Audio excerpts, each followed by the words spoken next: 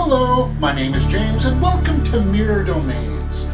I've seen a lot of movies this year, too many to count and review single-handedly, but I'm going to give you a quick rundown now of some of the horror movies that I've seen that many people haven't seen, none of my friends are going to see, but I feel like talking about them anyway.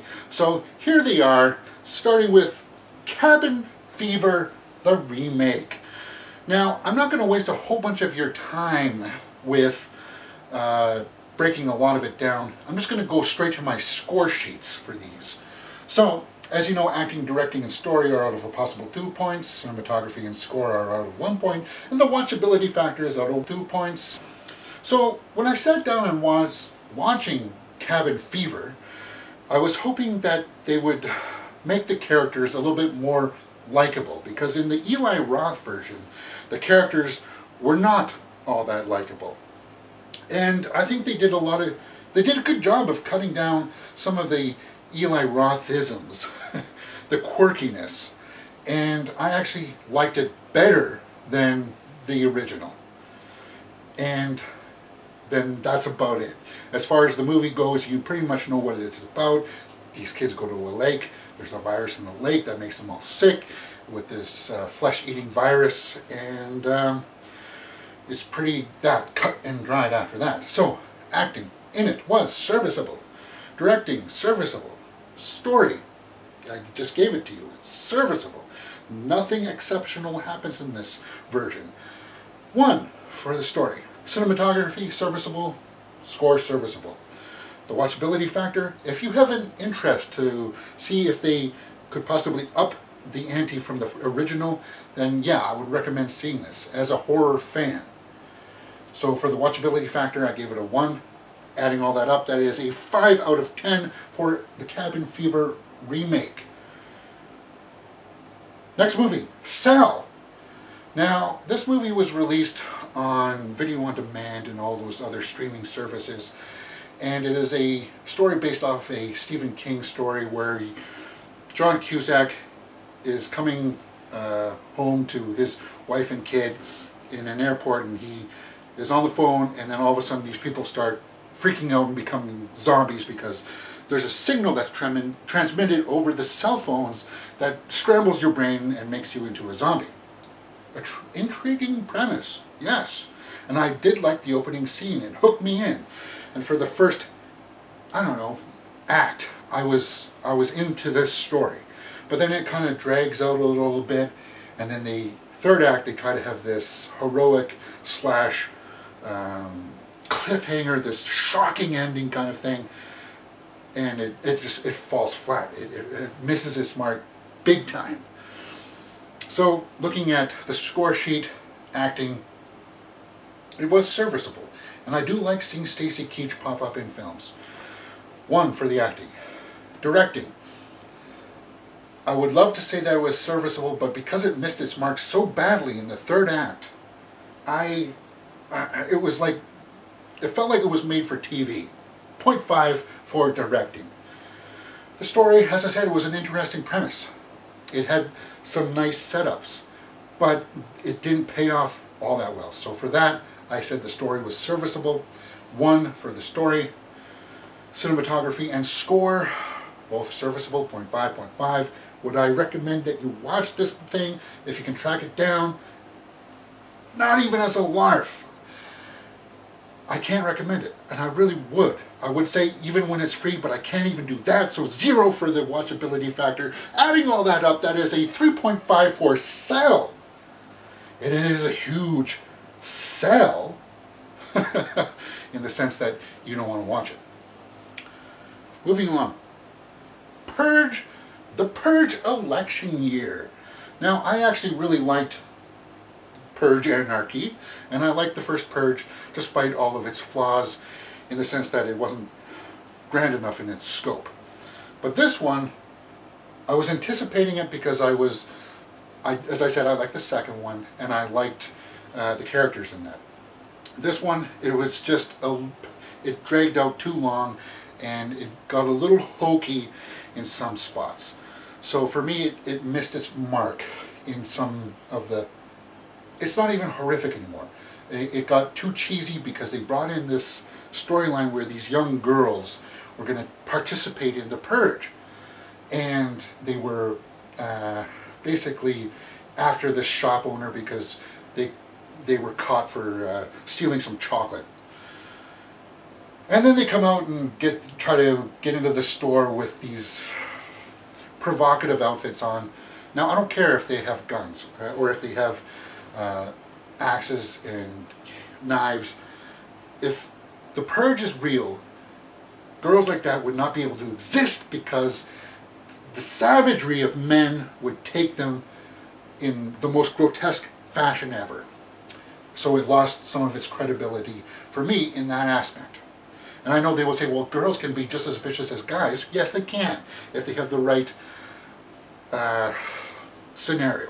But the Purge is the wrong scenario for that, and it just lost me. And as I said, it drags out way too long for what it is. Acting was serviceable, directing serviceable, story serviceable. It had some intrigue with, the bodyguard trying to save the senator. I like that stuff, but other than that, no. 1 for the story, cinematography and score, both serviceable. And the watchability factor, as I said, if you like the first 2, then you will want to watch this at least once, but after that, no. 1 for the Purge election year. Adding all that up, that is a 5 out of 10. It's just right in the middle. Alright. Moving along. Hush. Now, this movie came out earlier in the year, and I skipped it because I just, the premise didn't seem all that intriguing. A deaf woman gets stuck, a mute woman. Is it? Yeah, deaf. She gets stuck in this house where this guy's like trying to get in and terrorize her. And I put it on one night, and I was like, oh, she's actually giving a pretty good performance. I'm sort of enjoying this. And then it just kind of, it falls into the same trap of, it doesn't really accumulate to anything. It's kind of like, oh, okay, here's the premise, here's the problem, and the resolution is just there. Oh, okay. I guess that was good? No, it's not that good. Alright, acting. She gives a good performance, the lead actress. So for that, I gave a 1.5 for the acting. Directing, serviceable. 1. Story, it has too many problems. 1 for the story. Cinematography and score are serviceable, 0.5. Watchability factor, as I said, if you are intrigued by the premise, it does have a few payoffs in the sense of it's intriguing to see how she gets out of some of these problems because of her disabilities. So for that, I gave a 1 for the watchability factor. Adding all that up, that is a 5.5 for Hush. Wow, I gotta motor through these. Okay, next up, Carnage Park. Now, this movie was limited in its release, and I think you can find it now on some streaming services if you really want to. Can I recommend that you go out and try to find it? No, it's a fairly straightforward story in the sense that this guy kidnaps this girl and they go on this person's property, and the person is crazy. He is like this, sovereign citizen. He's that person that says no law of the land, no law of the government is going to tell me what to do. I shoot whoever comes on my property. And that's the basic premise of the story. She gets loose. She falls down into the guy's dungeons of terror, and she gets out in the end, and that's it. I'm sorry, I spoiled some of it for you, but that's as straightforward as it is, and they want to sell it to you as something that's groundbreaking, and it's not. Okay, let's break down some of the score sheet. Acting. Now, the lead actress is actually really well done. She did a really good job, and I liked her. The same with the guy that played the kidnapper. He did a lot of the heavy lifting in the beginning to help you sell the premise. And when I was looking at him, I was like, wow, this guy has some very Jokeristic characteristics. And I don't mean like the Heath Ledger Joker. I mean like the Joker that has his face cut off and then put back on. He's got something about him that gives me that vibe. And I found that cool. So for that fact, I gave acting a 1.5. And I gave the directing, as simplistic as it was, for the first act alone, a 1.5. I really enjoyed the setup. I could see some of the stylistic choices that were made with the cinematography. I didn't like it, but I could see what he was going for, and I felt like it paid off with what he was trying to go for with a limited budget. So for that, I gave a 1.5 for the directing. The story is flat. It's flat. It's generic. We've seen all this kind of stuff before. So for that, I gave a 0.5. Now, as I said, for the cinematography, because you hear about limited budgets, they go for one style. It's a yellow-brown color palette with the splashes of red here and there. And I mean, it's like the frame is washed out with those colors. And for me, it didn't work. I don't like to see that stuff. You have a camera, show me colors, show me... I understand that it's supposed to be that style. It's a stylistic choice. But for me, it didn't work. Cinematography for me is a 0. Score, serviceable, 0.5. Watchability factor, I would watch it if it were free. As I said, for the first act, the setup, it's actually really, it has some entertaining beats. Adding all that up, that is a 4.5 for Carnage Park. Yeah. Can I recommend anything more? No. And finally, we're going to be talking about Viral. Now, if you've seen the trailers for this, it's basically a setup of this virus that hits this small town out in the desert that gets quarantined into their small little town, and we're following these two sisters that are supposed to stay in their house, but they fall into the same tropes of, I don't want to stay in my house, I want to go to a party, and the virus breaks out of the party, and then, they go through the same horror cliches. Viral. Okay, the acting. Some of it was cringeworthy in the supporting characters, but there are some scenes that pay off between the two sisters, so for that I gave the acting at least 1 point. The virus. Hold on, let me talk about the virus when I get to the story. The directing of it felt like a TV movie, and for that I give a 0.5. But the story, I'm also giving a 0.5, and it's for this. The virus is sort of like the strain.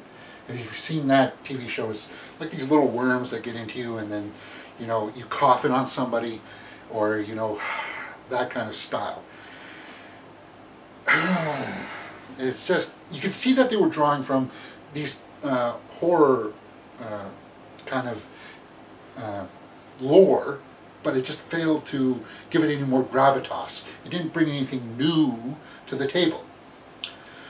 Cinematography and score, both serviceable, 0.5, 0.5. Watchability factor, it's so bland and generic and boring. I can't recommend it. 0 for the watchability factor. Adding all that up, that is a 3 out of 10 for Viral. Wow. Okay, so that is my horror movie roundup so far. Let me know if you kind of like this quick-paced format, where I wipe out a whole bunch of movies that very few people saw, very few people are going to see, because it hits some that maybe you saw maybe you saw The Cell, maybe you saw the Purge election year, and you want to see what I felt about these projects. I'm going to try to do it with other genres down the line, perhaps. We'll see how it works. Other than that, if you've liked what you've seen, please hit that thumbs up button and subscribe. I may turn some of you off, but I think so far this is probably my favorite film from